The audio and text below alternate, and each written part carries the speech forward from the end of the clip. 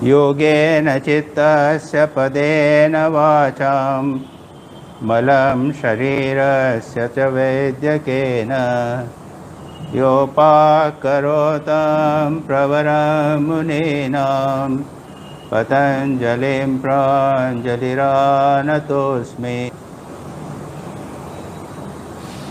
आज से हम पुनः पतंजलि योग सूत्र पर पाठ प्रारंभ करेंगे। 4 महीने पहले समाप्त हुआ था, आपको मालूम है। इमरजेंसी में कोरोना के कारण यहाँ नोटिस लगा था, 9 मार्च को बंद हो गया था। मार्च, अप्रैल, मई, जून, ये 4 महीने बंद रहा है। अब पुनः प्रारंभ करते हैं पतंजलि योग सूत्र। तो इसके लिए थोड़ा सा मैं रिवाइज कर दूंगा। क्रम में पतंजलि कहते हैं चित्तवृत्ति निरोध योग कहलाता है। उसके बाद में चित्त की वृत्तियाँ कितनी हैं ये सब उन्होंने बताया। और उसके बाद कहते हैं अभ्यास और वैराग्य, ये 2 मीन्स हैं, 2 उपाय हैं जिनके द्वारा चित्तवृत्ति निरोध होता है। उसके बाद में हमने देखा था, अभ्यास को देखा था, अभ्यास की कंडीशन से उतना देखा, यहाँ तक किया था। लेकिन संक्षेप में मैं थोड़ा सा पोर्शन उसका प्रारंभ में मैं ले लेता हूँ। पहले पतंजलि का मैंने अभी पाठ किया। पतंजलि की स्तुति है, योगेन चित्तस्य पदेन वाचां मलं शरीरस्य च वैद्यकेन योपाकरोतं प्रवरं मुनीनां पतंजलिं प्राञ्जलिरानतोऽस्मि। तो पतंजलि कौन है? जिन्होंने योग के द्वारा चित्त के मलों को दूर किया। आयुर्वेद के ग्रंथ के द्वारा, आयुर्वेद के भी विशेषज्ञ थे, उन्होंने शरीर के मलों को दूर किया और व्याकरण की टीका लिखकर वाणी के जो दोष हैं उनको दूर किया। ऐसे प्रवर मुनि, विशेष मुनि, उनको मैं प्रणाम करता हूँ। और ये बात एक बहुत महत्वपूर्ण है जो मैं कई बार कहता हूँ और जो स्वामी विवेकानंद भी कहते हैं। एक बहुत महत्वपूर्ण कंसेप्ट है खास करके युवकों के लिए कि उनको प्रारंभ में एकाग्रता का अभ्यास कर लेना चाहिए और उसके बाद में मन एकाग्र हो जावे तो वो योग में लगा के योगी बन सकते हैं। साथ में ही आयुर्वेद के विशेषज्ञ बन सकते हैं और व्याकरण के पंडित बन सकते हैं। स्वामी विवेकानंद प्रवचन भी देते थे, ध्यान करते थे तो ऐसे गहरे हो जाते थे ध्यान में कि सारे शरीर पे मच्छर बैठना है तो पता नहीं चले। जो पढ़ते थे वो एक बार में याद हो जाता था। और ये सब किस लिए होता था, कैसे होता था? स्वामी विवेकानंद कहते थे कॉन्सेंट्रेशन, एकाग्रता। और पतंजलि योग सूत्र में तो योगश्चित्त वृत्ति निरोध, उससे ही एकाग्रता का प्रारंभ होता है, चित्त की वृत्तियों का निरोध। प्रारंभ करते हुए भी पतंजलि कहते हैं अथ योगानुशासनम। अब योग का अनुशासन या योग की व्याख्या मैं करता हूँ। और अनुशासन शब्द मैंने कहा था, उसका अर्थ ये भी होता है कि कुछ अपने को जीवन में उतारना। अनुशासन यानी डिसिप्लिन। तो योग एक डिसिप्लिन है जिसको केवल पढ़ने से काम नहीं चलेगा। 196 इसमें सूत्र हैं जो 4 अध्यायों में विभक्त हैं। उन सूत्रों को याद कर लिया, उनकी व्याख्या समझ ली, लेकिन उसको जीवन में नहीं उतारा तो यह काम नहीं चलेगा। ये 4 अध्याय हैं। पहला अध्याय है समाधिपाद। सबसे पहले समाधि का स्वरूप क्या है उसको वर्णन किया। समाधि का वर्णन प्रारंभ में क्यों किया? वो लक्ष्य। तो पतंजलि प्रारंभ में ही लक्ष्य को बताते हैं। चित्तवृत्ति निरोध होने के बाद क्या होगा? आपको समाधि प्राप्त। समाधि क्या है वो उसमें वो बताते हैं। इसमें कई प्रकार की जितनी समाधि हैं, 6 प्रकार की समाधियाँ वो इस अध्याय में बताई। दूसरा अध्याय है साधन पाद, डिसिप्लिन, साधना। तो अष्टांग योग 8 अंग हैं इसके, तो उसमें 5 अंगों का अच्छी तरह वर्णन किया गया। बाकी 3 अंग जो हैं अंतरंग योग, उसका वर्णन है तीसरे अध्याय में। तीसरे अध्याय का नाम है, वो है विभूतिपाद, यानी मन को एकाग्र करके आप जिस किसी वस्तु पर लगाओ तो उसको क्या फल प्राप्त होगा वो बता।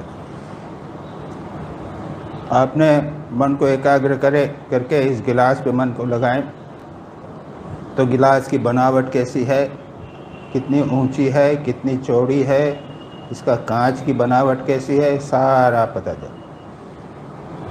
यह हुआ विभूतिपाद। और चौथा चैप्टर है कैवल्यपाद। कैवल्य यानी जो मोक्ष हम कहते हैं उसका स्वरूप क्या है वो वहाँ पे बताएगा। चौथा अध्याय थियोरेटिकल है, मोस्टली उसमें कुछ साधना की बात तो पहले हो चुकी। खैर, ये तो हमने एक बाय द वे बताया। पहले अध्याय में चित्त योग की परिभाषा करते हुए कहते हैं योग है चित्त वृत्ति निरोध। और यहाँ पर पतंजलि ने नहीं कहा है, लेकिन व्यासदेव ने इस पर भाष्य करते हुए एक बहुत महत्वपूर्ण बात कही है, वो हम लोगों को अच्छी तरह समझना चाहिए। हमारा तो दुर्भाग्य है कि हम लोग वृद्ध हो गए हैं। हम मजाक कर रहे थे, एक प्रसिद्ध श्लोक है दक्षिणामूर्ति स्तोत्र के बाद में, चित्रम वटतरोर मूले वृद्धा शिष्या गुरुर्युवा गुरोस्तु मौन व्याख्यानम शिष्यास्तु छिन्न संशया। यानी वटवृक्ष के नीचे हमने एक बड़े आश्चर्यजनक चीज़ देखी। क्या कि गुरु है युवक, और कौन गुरु थे? सुखदेव। तो गुरु तो सुखदेव तो बालक समझ लीजिए, युवक समझ लीजिए। गुरु हैं युवक और बैठे हुए कौन हैं? सब बूढ़े। लेकिन गुरु क्या कर रहे हैं? शांत बैठे हुए हैं, बातचीत नहीं कर रहे हैं। और जो शिष्य हैं उनके संशयों का नाश हो रहा है। यहाँ पर क्या है?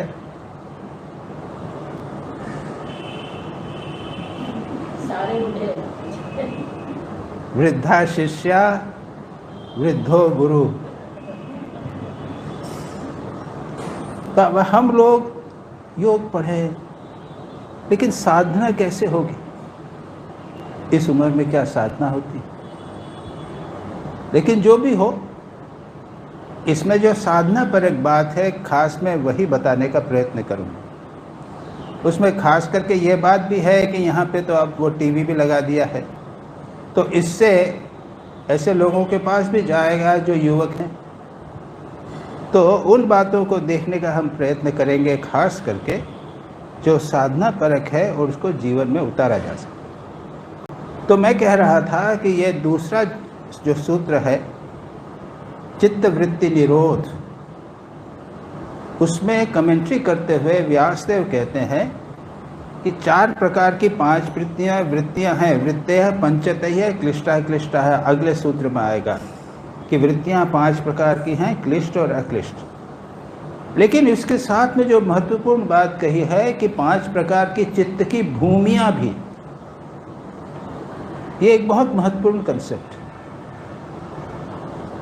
और मॉडर्न साइकोलॉजी बताती है कि हमारा मन, उसमें एक तो है चेतन मन, कॉन्शियस माइंड, हम समझते हैं, आप सब सुन रहे हैं, सब कर रहे हैं। और दूसरा है एक सबकॉन्शियस माइंड, अचेतन मन। और मॉडर्न साइकोलॉजी तो ये कहती है कि अचेतन मन की बहुत सारी लहरें हैं, लेयर्स हैं, स्तर हैं। कॉन्शियस माइंड तो केवल 1/8 या 1/9 है मन का। 8 9 जो पार्ट है, यानी करीब करीब 80% जो हमारा मन है वो अचेतन मन है। उसको पतंजलि यहाँ कहते हैं भूमि, डेप्थ। समझे ना? ये ज़मीन है तो उसके नीचे की जो भूमि है ना, खोदेंगे। और जैसे रेगिस्तान में जाएंगे तो आप 15 फीट भी खोद देंगे तो वहाँ रेती रेती मिलेगी। हम मावला में जाएंगे तो 15 फीट फेंकेंगे तो ब्लैक कॉटन सॉइल मिलेगी, काली मिट्टी मिलेगी, उसमें कॉटन अच्छा उगता है, वहाँ पे कपास उगता है। उधर हिमाचल प्रदेश में जाएंगे तो पत्थरी, तो खोदेंगे तो पत्थर मिलेगा। तो नींव ज़्यादा नहीं डालनी, 3 फीट नींव डाले तो हो जाएगा। और अगर आप राज्य मध्य प्रदेश में डालो तो 15 फीट नींव डालना। तो ये क्या है, भूमि। भूमि अलग अलग प्रकार की भूमि है, डेप्थ। तो हमारे मन की डेप्थ भी है, वो कहते हैं 5 प्रकार की। एक है क्षिप्त, डिस्टर्ब, रेस्टलेस माइंड। दूसरा है मूढ़, मूढ़ यानी डल माइंड,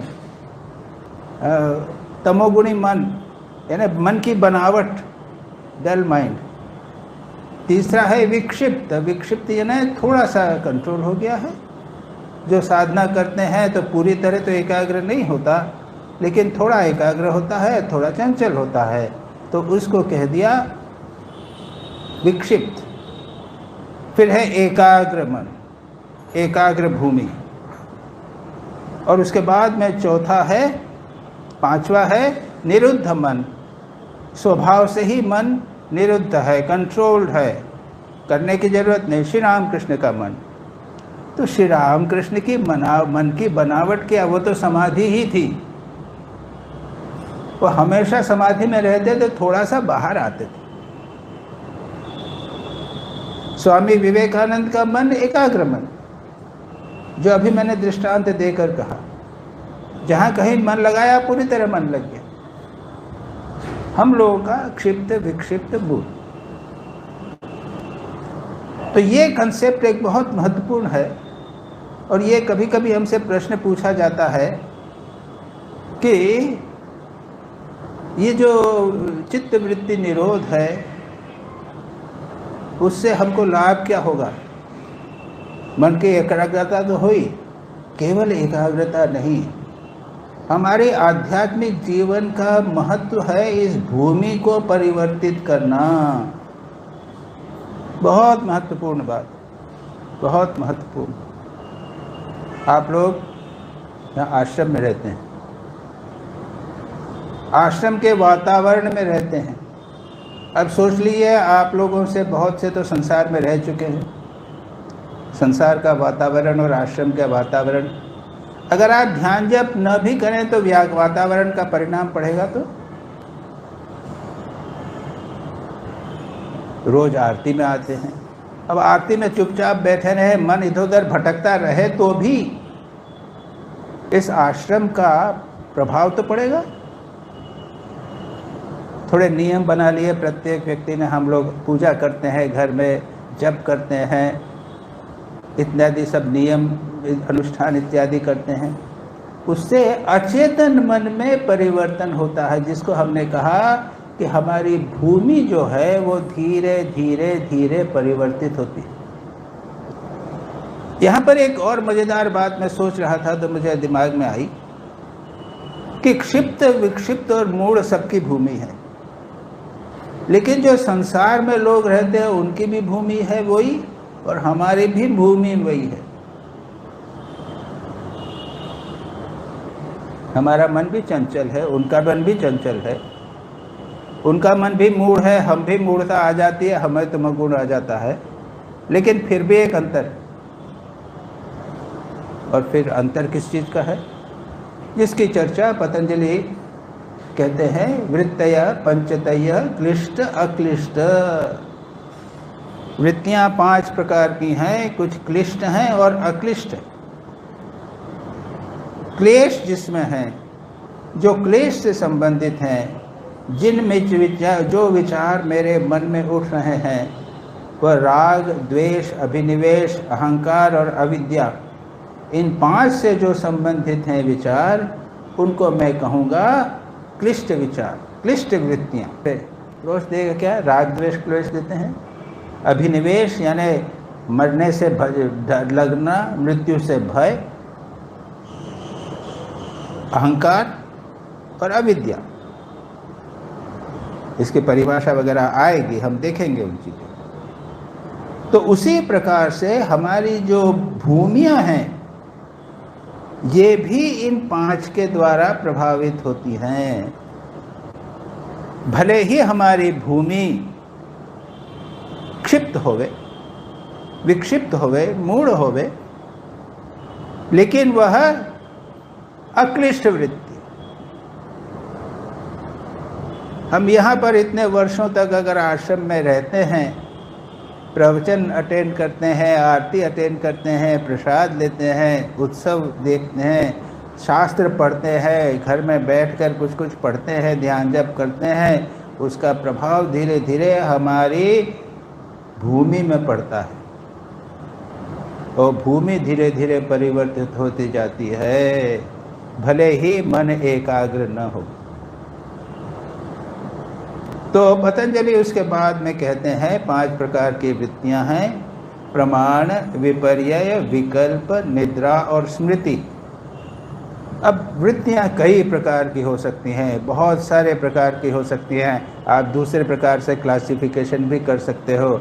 यहाँ पर पतंजलि कहते हैं जो मैं देख रहा हूँ, मैं सुन रहा हूँ, जिससे जो सत्य वृत्ति है, जैसा मैंने देखा वैसा मन में प्रभाव उठा, उसको हम कहते हैं प्रमाण। विपर्य यानी जो देखा उसके जैसी चीज़ नहीं, सांप दिखा मुझे वहाँ पर लेकिन वो है रस्सी, और उसके मैंने बहुत सारे दृष्टांत दिए थे। कई प्रकार के विपर्य हो सकते हैं, जैसा हम देखते हैं वैसी चीज़ नहीं होती। हम समझते हैं कि आदमी बहुत सज्जन है लेकिन निकलता है बदमाश। फिर मैंने ये भी कहा था कि सूर्य उगता है और डूबता है, तो सूर्य न तो उगता है न डूबता। हम कहते हैं उगता है डूबता है, पृथ्वी घूम रही है, ये भी एक प्रकार का विपर्य। खैर छोड़ो। और ये भी क्लिष्ट और अक्लिष्ट हो सकते हैं। जो भक्त है पहवारी बाबा, उनको विपर्य हुआ था। क्या विपर्य हुआ था? एक चोर आया था उनके घर में, तो भागने लगा। उन्होंने कहा अरे भगवान भाग रहे। ये विपर्य है तो चोर, लेकिन उनको भगवान पर समझ रहे।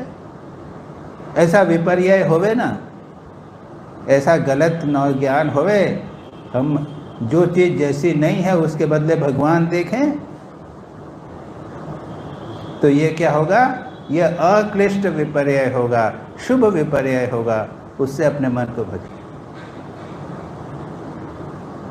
तीसरा है विकल्प, कल्पना, इमेजिनेशन। तो इमेजिनेशन, कई प्रकार की कल्पनाएं होती रहती हैं। कल्पना कीजिए, मैंने कई बार कहते हैं, श्री राम कृष्ण के कमरे में अपने आप को सोचिए कि आप हैं, श्री राम कृष्ण उठ रहे हैं, जा रहे हैं, हम उनके साथ जा रहे हैं। कल्पना कीजिए। ये जो साधनाएं होती हैं, लीला चिंतन इत्यादि होता है, अरे श्री कृष्ण का ध्यान कर रहे हैं, राम का ध्यान कर रहे हैं, ये सारी की सारी कल्पनाएं तो है ना। शब्द ज्ञानानुपाति वस्तु शून्यो विकल्प। शब्द सुनकर हमने कुछ कल्पना की। हम भागवत पढ़े, उसमें सारा वर्णन दिया गया है, लीला दी गई है, श्री कृष्ण का वर्णन, और हम उसको कल्पना करने लग गए। इसका लेकिन सत्य से कोई संबंध नहीं, वस्तु से कोई संबंध नहीं। इसको कहते हैं कल्पना। ये मन में उठती है तो कल्पना कीजिए, बहुत बढ़िया कीजिए, ये तो साधना है, बहुत बढ़िया साधना। ये होगा अक्लिष्ट कल्पना। और गंदी कल्पना कीजिए, यह संसार के बंधन में डालने वाली। उसके बाद में स्मृति, तो हमने अच्छी अच्छी बातें सुनी हैं, देखा है, तीर्थ यात्रा की है, उसका याद कीजिए। तो याद करना, ये हो गया अक्लिष्ट स्मृति। और उसके बाद निद्रा। निद्रा को भी एक वृत्ति कहा है। क्यों वृत्ति कहा है? उसमें अज्ञान बना रहता है। हम सोकर उठते हैं, कहते हैं कि मैं बड़े अच्छी तरह सोया था, मैं कुछ जानता नहीं था, तो अज्ञान बना रहता है। ये निद्रा भी 2 प्रकार की हो सकती हैं। क्लिष्ट निद्रा हो सकती है, अक्लिष्ट निद्रा हो सकती है। वचनामृत पढ़ते हुए सोइए, भगवान का नाम लेते लेते सोइए, सुबह उठेंगे तो वही नाम चलता रहेगा। मतलब ये कि रात भर चलता रहा, अचेतन मन पर बहुत गहरा प्रभाव पड़ता है इसका। तो इसको हम कहते हैं अक्लिष्ट निद्रा। तो ये 5 प्रकार की क्लिष्ट और अक्लिष्ट ये वृत्तियां हो गई। उसके बाद पतंजलि कहते हैं अभ्यास वैराग्याभ्याम तन निरोधः। चित्तवृत्ति निरोध करना, तो कैसे होगा? अभ्यास और वैराग्य करना। गीता में ही भगवान कहते हैं अभ्यास है न तो कौन्तेय वैराग्य न तो गृह्य। अब उसके बाद पतंजलि अभ्यास की परिभाषा करते हैं, डिफाइन करते हैं। तत्र स्थितो यत्नो अभ्यासः, यानी उसकी स्थिति में बने रहना। किसकी? चित्तवृत्ति निरोध की स्थिति में बने रहने को अभ्यास कहते हैं। और फिर उसकी 3 कंडीशन कहते हैं। दीर्घ काल नैरंतर्य सत्कारा सेवितो दृढ़ भूमि। दीर्घ काल तक जो हम साधना कर रहे हैं, लंबे समय तक करना, निरंतर करना, बिना ब्रेक के, कुछ दिन किया कुछ दिन छोड़ दिया, ऐसा नहीं। और सत्कार के साथ में, बड़े लगन के साथ में, चाहे कुछ भी हो जाए फिर भी करेंगे। ये 3 कंडीशन की, इसको कहते हैं अभ्यास। अब ये अभ्यास जो है, जो अभी मैंने कहा, अभ्यास के द्वारा क्या होता है? बराबर निरंतर अगर अभ्यास करें तो इंग्लिश में जिसे कहते हैं हैबिट बनती है, हैबिट फॉर्मेशन। और कैरेक्टर बिल्डिंग का, चरित्र निर्माण का ये बहुत महत्वपूर्ण अंग है। और हम चाहे इस उम्र में भी होवें, 50 बरस, 60 बरस, 70 बरस, इस उम्र में भी अभ्यास का प्रारंभ किया जा सकता है। किसी एक अच्छी आदत को ले लें। आप लोग तो ध्यान जप करते हैं, जो नहीं करते हैं, और सुबह उठेंगे, सूर्योदय के आधे घंटे पहले उठना बहुत अच्छा है। उठ के मुँह हाथ धोकर भगवान का जप करना, भगवान का नाम का जप करना, ध्यान करना, यथासंभव लोगों की सेवा करना, माता पिता की सेवा करना। इस प्रकार की बहुत सारी बातें हैं जिनको निरंतर करना। कुछ ऐसी चीज़ें हैं, अभ्यास हैं जो प्रतिदिन किए जाने चाहिए, और कुछ अभ्यास हैं जो प्रतिदिन नहीं करते हैं, सप्ताह में 1 बार करते हैं, महीने में 1 बार करते हैं, एकादशी करते हैं, अष्टमी करते हैं। तो ये जो अभ्यास हैं, इनको निरंतर करने से आदत बनती है, हैबिट्स बनती हैं, और धीरे धीरे हम देखते हैं कि हमारा सारा चरित्र, कैरेक्टर बदल जाता है। उसके बाद में आप लोगों ने भी अनुभव किया होगा कि सुबह 4:30 बजे नींद खुलने के अभ्यास है, अलार्म लगा रखा है। 4:30 बजे अलार्म बजा, अरे कहाँ, बंद कर दिया, उठना नहीं चाहते। लेकिन देखेंगे कि कोई उठा रहा है, फिर भी उठ जाते हैं। यह अभ्यास है, इसको भी अभ्यास है। चाहे कुछ भी हो, अलार्म न भी हो तो भी वो 4:30 बजे जो नींद खुल ही जाएगी, और हम लेट भी नहीं सकेंगे, हम उठा देंगे, कोई हमको उठा दे। ऐसे अभ्यास कर लेना चाहिए। लाटू महाराज का दृष्टांत है, बीमार पड़ गए हैं, ठाकुर ने कहा है कि शाम को सोना नहीं। अब शाम को बुखार है, निमोनिया है, डबल निमोनिया है, और उस ज़माने में तो ये एंटीबायोटिक वगैरह तो थे नहीं, आराम करना पड़ता था। शारदानंद जी, शरद महाराज उनकी सेवा कर रहे हैं, उन्होंने कहा कि सोए रहो। उनका शरद मुझे को बिठा दो, लेकिन नहीं, डॉक्टर ने मना किया इनको बैठना। अरे डॉक्टर क्या जानता, उन्हीं बोले थे, ठाकुर बोले हैं टाइम होना है, रात शाम को सोना नहीं, बैठना। लेकिन नहीं, डॉक्टर मना किया, और शरद महाराज उधर गए, लाटू महाराज बैठ। कोई ऐसी आदत, ठाकुर का आदेश, बैठना तो बैठना, चाहे बिमर भी जाऊं तो भी बैठना। इस तरह के अभ्यास के द्वारा इस तरह की आदत बनती है, और उस अभ्यास के लिए है दीर्घकाल।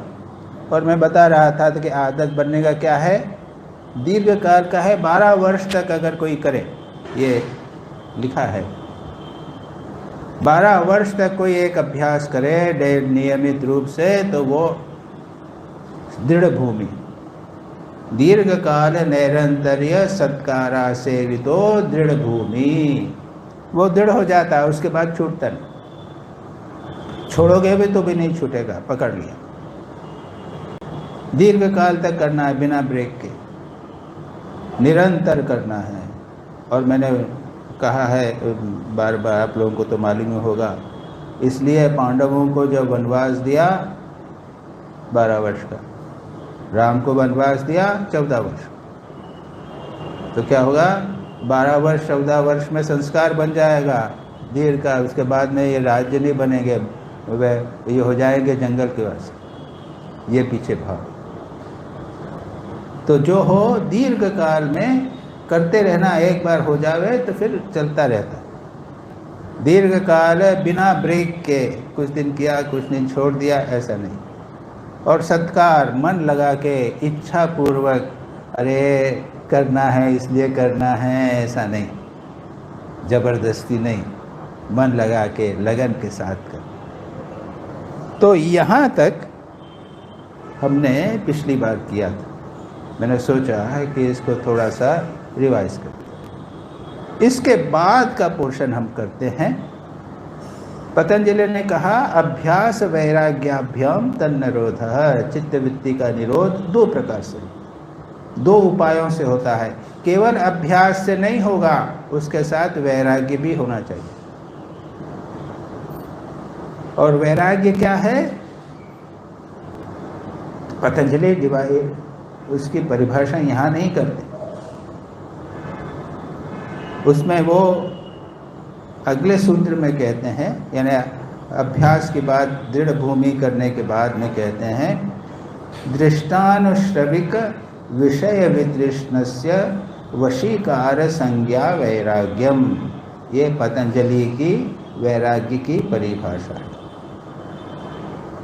दृष्ट अनुश्रविक विषय, दृष्ट यानी जिन विषयों को हमने देखा है, उनका अनुभव किया है, भोग किया है। विषय, नेत्र से हमने सुंदर दृश्य देखा है, बढ़िया मिठाई खाई है, अच्छे वस्त्र पहने हैं, संगीत, बहुत बढ़िया संगीत हम सुनते हैं, इन सब में हमारी रुचि है। और अनुश्रविक, हमने सुना है क्या, अरे वहाँ हिमालय में जाइए बहुत बढ़िया दृश्य मिलता है, फॉरेन में जाइए ऐसा ऐसा सब वर्णन मिलता है। ये अनुश्रविक, सुनने से हमारे मन में विषयों के प्रति आकर्षण उत्पन्न होता है। तो दृष्ट यानी हमने देखा है, उससे विषयों के प्रति आकर्षण है। अनुश्रविक, सुनने से आकर्षण हुआ है। दृष्ट अनुश्रविक विषय, उसके प्रति हमारी तृष्णा है। लेकिन यहाँ शब्द वैराग्य के लिए कहते हैं वितृष्णा, उनके लिए तृष्णा नहीं होना। दूसरी परिभाषा यहाँ नहीं, वो एक दूसरी है, ब्रह्मादि स्तंभ पर्यंते अनित्य भोग वस्तुनि। क्या है? वैराग्यम जिहासाया यद दर्शन श्रवण आदि भी, दर्शन के द्वारा, श्रवण के द्वारा, इसी के प्राते ब्रह्मा से स्तंभ पर्यंत, यानी एक तिनके से लेके ब्रह्मा तक के जितने विषय हैं, ब्रह्मलोक की इच्छा होगी, स्वर्ग की इच्छा होगी, इन सब की इच्छाओं को अनित्य वस्तुएं हैं ऐसा जानकर वितृष्णा, जिहासा, उसको त्याग करने की इच्छा, उनके आकर्षण, उनको प्राप्त करने की इच्छा नहीं, त्याग करने की इच्छा। या जिसे मैंने कहा वितृष्णा, वितृष्णस्य, ऐसा जो है इसको बोला वैराग्य। आगे एक शब्द पतंजलि यूज और ऐड करते हैं, वशीकार वैराग्य। तो पेट मैंने आज भर के खा लिया है और पता चला कि आज भंडारा है ना, आज इच्छा नहीं, छोड़ दिया। तो ये क्या हुआ? क्षणिक। पेट पूरा भरा हुआ है, पेट और खाने की इच्छा नहीं है, अब मिठाई आए तो करना बाबा नहीं चाहिए, ये वैराग्य नहीं। या फिर जिसको कहते हैं मरकट वैराग्य। अपने मित्र के पिताजी की मृत्यु हो गई, गए उनको स्मशान में मणिकर्णिका ले गए, वहाँ देखा बहुत सारी चिताएं जल रही हैं। अरे अरे, ये जगत अनित्य है, ये किसी काम का नहीं है। थोड़े दिन, 2-4 दिन ये मन में वैराग्य रहा, इसको बोलते हैं मरकट वैराग्य। तो थोड़े दिन का मरकट वैराग्य, ऐसा भी नहीं। या फिर शास्त्र सुन लिया, यहाँ पे प्रवचन हो रहे हैं, उनको हमने सुना, लगा वैराग्य होना चाहिए। देखिए, ये वैराग्य से डरना नहीं चाहिए।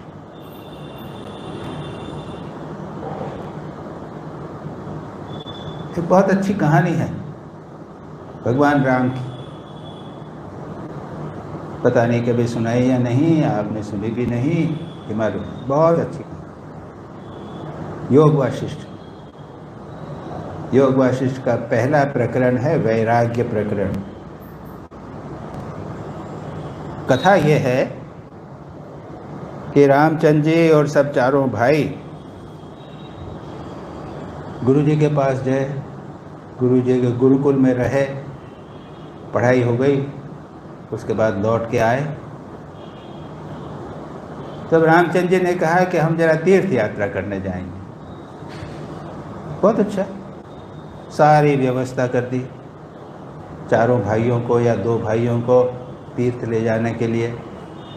अयोध्या से निकले, अब कहाँ कहाँ गए तो मालूम नहीं, प्रयाग गए होंगे, काशी गए होंगे, और भी जो भी प्रसिद्ध तीर्थ उस जमाने के रहे होंगे, पीठ तीर्थ दर्शन किया।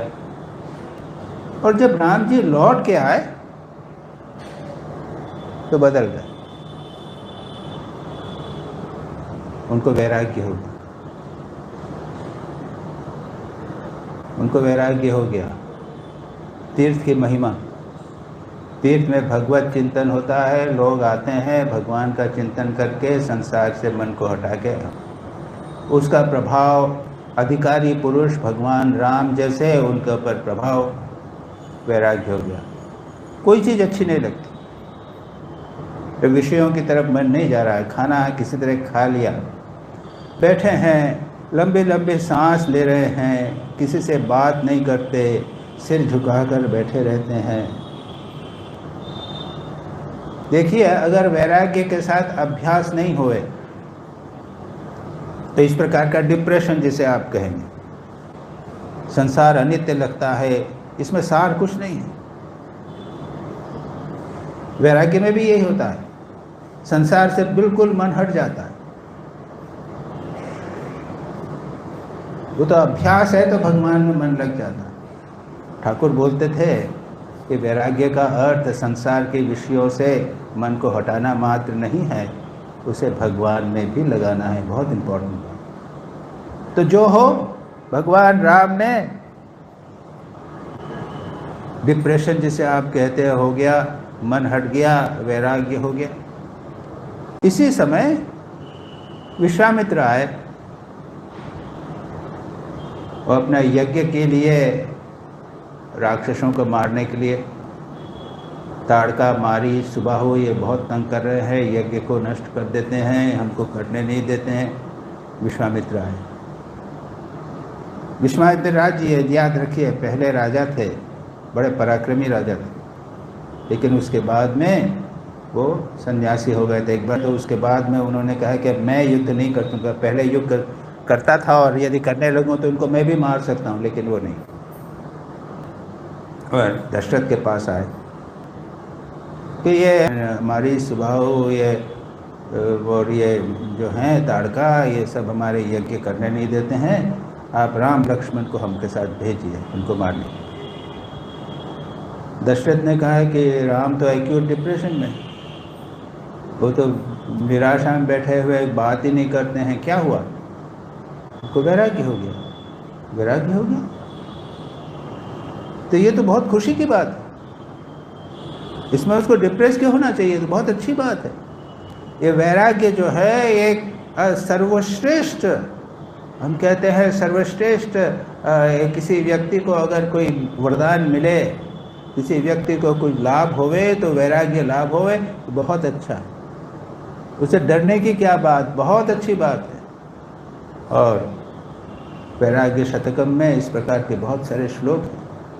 वैराग्य मेवा भयम, भोगे रोग भयम, कुले च्युति भयम, वृत्ते मृता नृपालात भयम। ये संसार की जितनी वस्तुएं हैं, सर्वम वस्तु भयान्वितम भुवि नृणाम वैराग्य मेवा भयम। संसार की सभी वस्तुओं के पीछे भय लगा हुआ है। जीवन है तो मृत्यु लगी हुई है, धन है तो वो उसके पीछे चोर लगे हुए हैं, नाम यश है तो उसमें उनके अपमान भी हो सकता है, इत्यादि इत्यादि। वैराग्य है जिस जो अभय। तो कहा कि भाई क्या बात हो गई, ऐसी ऐसी बात हो गई है, राम तो डिप्रेशन में, बुलाओ बुलाओ उसको। राम को बुलाया, राम जी को बुलाए, क्या बात है भाई, बताओ तो क्या हुआ। तब राम जो वर्णन करते हैं वो योग वाशिष्ठ में वैराग्य प्रकरण नाम का पूरा एक पक्ष। वह संसार में धन संपत्ति के दोष दिखाते हैं, आयु के दोष दिखाते हैं, भोग के दोष दिखाते हैं, कामनी के भोग के दोष दिखाते हैं। सब एक के बाद एक सारा विस्तार से वो उसका सारा का सारा वर्णन। इस प्रकार का वर्णन कई शास्त्रों में हमको मिलता है। योग वाशिष्ठ में है, उसके अलावा अपने वैराग्य शतकम में है, फिर अपना ग्रंथ साहब में है। उसमें अलग अलग स्थानों पर अलग अलग चीज़ों को बड़ा सुंदर रूप से वर्णन किया गया है। जैसे अब कुछ थोड़ा सा मैं देखूं, बताऊं आपको। ग्रंथ साहब में कहते हैं, धनी मानी लोग संसारिक ऐश्वर्य इसके दोष दिखाए गए। ये कुछ दिन रहेंगे, कुछ दिन नहीं रहेंगे, उसके बाद चले जाएंगे। देवताओं के दिव्य भोग वो भी आप एंजॉय कीजिए, उसके बाद नष्ट हो जाएंगे। सिद्ध लोगों की सिद्धियां, बहुत कठोर तप किया, सिद्धियां प्राप्त हुई और उसके बाद में उसका वर्णन आप प्राप्त करते हैं। सिद्धि एक बार मिल जावे तो उससे पतन निश्चित रूप से होता है।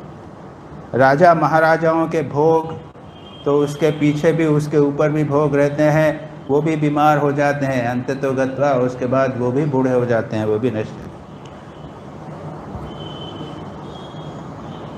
इसके प्रकार है। पंचदशी में बहुत सारा वर्णन है।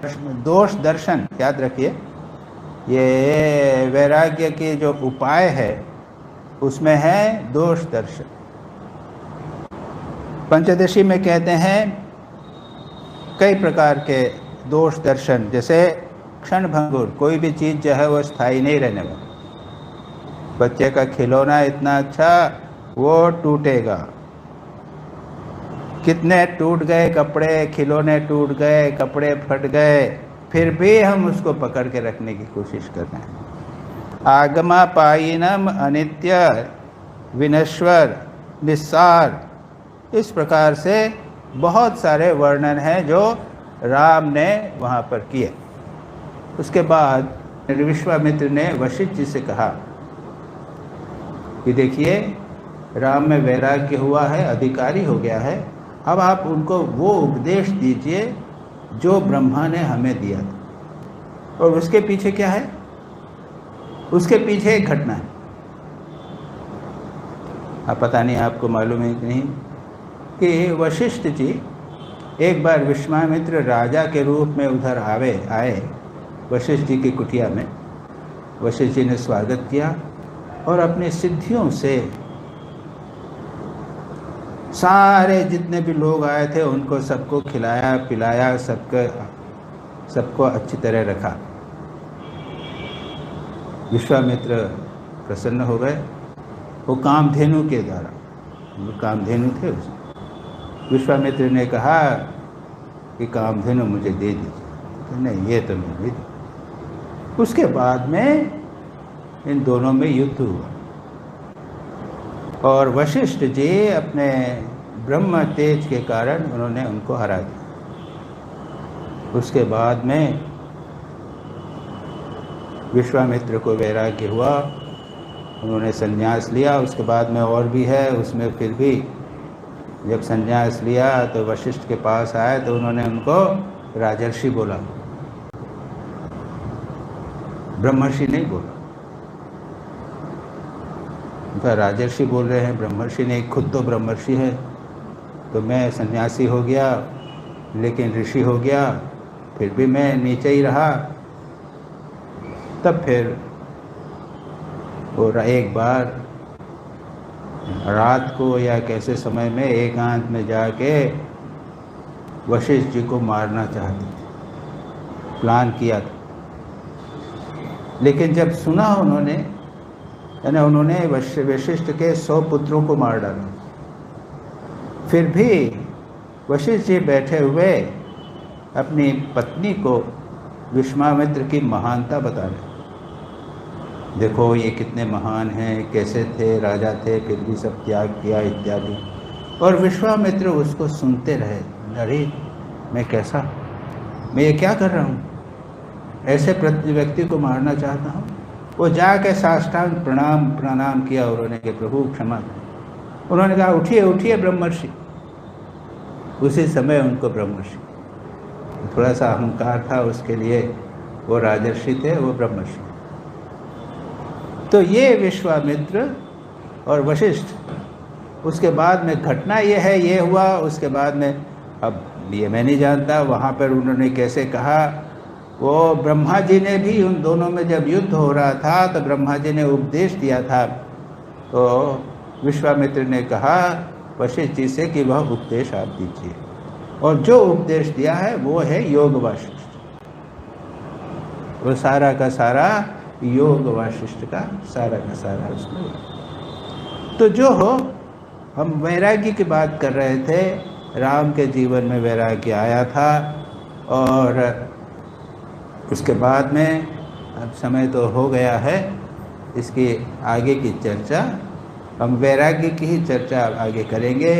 वैराग्य क्या है, वैराग्य की एक परिभाषा तो हमने देखी है, लेकिन वशीकार की चर्चा हो रही थी, इसको मैं बता दूं। तो अलग अलग प्रकार के वैराग्य, उसमें यतमान, व्यतिरेक, एकेंद्रीय और वशीकार, ये 4 ग्रेड्स बताए। जब हम संसार के विषयों से मन हटाने का प्रयत्न कर रहे हैं विचार द्वारा, तब जो वैराग्य होता है उसको कहते हैं यतमान। यतमान मैंने प्रैक्टिंग, ट्राइंग टू हैव वैराग्य, वैराग्य का प्रयत्न कर रहे हैं। व्यतिरेक, कुछ विषयों से मन हट गया है, संसार के देखने के विषयों की आवश्यकता नहीं है, कुछ सुनना भी नहीं चाहते सुंदर संगीत वगैरह, लेकिन खाने पीने की इच्छा भी है, व्यतिरेक। और चौथा है वशीकार। वशीकार वैराग्य, संसार के विषय सारे वस्तु पड़े हुए हैं, मन उधर नहीं जाता, complete control over the mind. वशीकार, ये वैराग्य में अपने वश में है, उस वशीकार वैराग्य में को ही वैराग्य कहा गया है पतंजलि। दृष्ट अनुश्रवक विषय वितृष्णा जिसमें है, उसमें जब वैराग्य होता, वशीकार होता है, उसको हम कहते हैं वैराग्य। और भी शंकराचार्य ने क्या परिभाषा की है, और भी वैराग्य की चर्चा हम अगली बार। योगेन चित्तस्य पदेन वाचां मलं शरीरस्य च वैद्यकेन योपाकरोतं प्रवरं मुनीनां पतञ्जलिं प्राञ्जलिरानतोऽस्मि।